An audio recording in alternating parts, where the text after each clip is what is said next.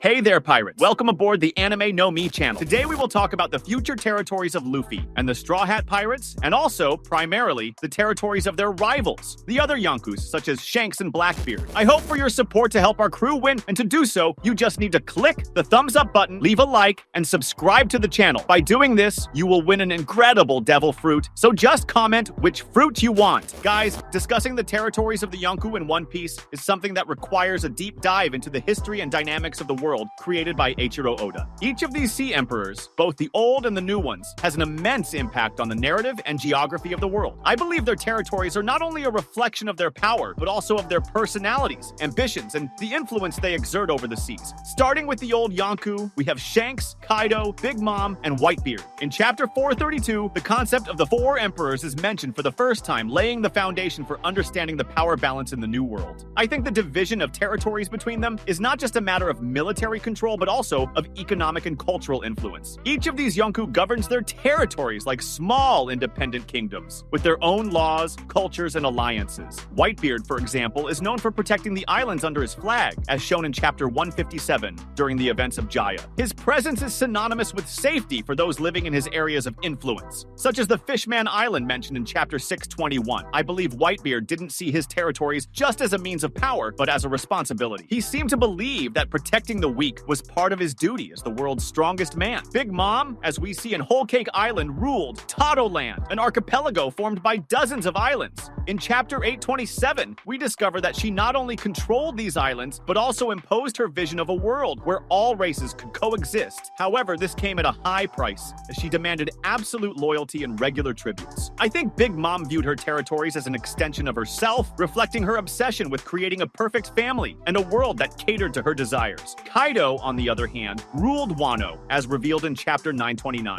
Wano is an isolated country, protected by its mountains and the decision of its leaders to avoid contact with the outside world. Under Kaido's control, Wano became a fortress, used for weapon production and as a base for his experiments with Smile. I believe Kaido saw Wano not just as a territory to rule, but as a means to achieve his ultimate goal of creating the greatest war the world has ever seen. His control over Wano was both strategic and symbolic, as it demonstrated his absolute power. Shanks, the most mysterious of the Yonko, doesn't have his territory explicitly detailed in the story. However, we know that he exerts influence in several areas of the New World and is respected by both allies and enemies. In chapter 434, we see his relationship with other pirates and his ability to negotiate with the world government. I think Shanks uses his influence diplomatically, preferring to avoid unnecessary confrontations and maintaining the power balance in the New World. With Whitebeard's fall, we saw a significant shift in the Yonko territories. In chapter 581, it is revealed that Blackbeard began taking the territories that were once protected by Whitebeard. I think this shows how quickly the power balance can shift in the world of One Piece. Blackbeard not only took over the territories, but also brought a new style of leadership based on fear and manipulation. The new Yonko, including Luffy and Buggy, also bring a new dynamic to the New World. Luffy, by defeating Kaido in chapter 1050, not only freed Wano, but also solidified his position as one of the new Yonko. I think this marks the beginning of a new era, where the territories of the Yonko will be defined not only by brute strength, but also by the ability to inspire and lead. Buggy, on the other hand, is a surprising choice for Yonko, but it makes sense within the narrative. In chapter 1058, we see how he uses his influence and manipulation to create the Cross Guild, an organization that challenges the world government's bounty system. I think Buggy represents a completely different approach to the idea of territories, using alliances and unconventional strategies to consolidate his power. Bartolomeo, the self-proclaimed #1 fan of Luffy, emerged as one of the boldest names to challenge the power balance, particularly turning his attention to the territories of Shanks, the red hair. His blind admiration for Luffy led Bartolomeo to take actions that many would consider insane, but in his mind, they were gestures of loyalty to the future Pirate King. He began invading territories under Shanks' control, declaring them as Straw Hat properties, which quickly caught the red-haired's attention. In chapter 875, it is mentioned that Bartolomeo burned a flag of Shanks' crew and hoisted the Straw Hat flag in its place.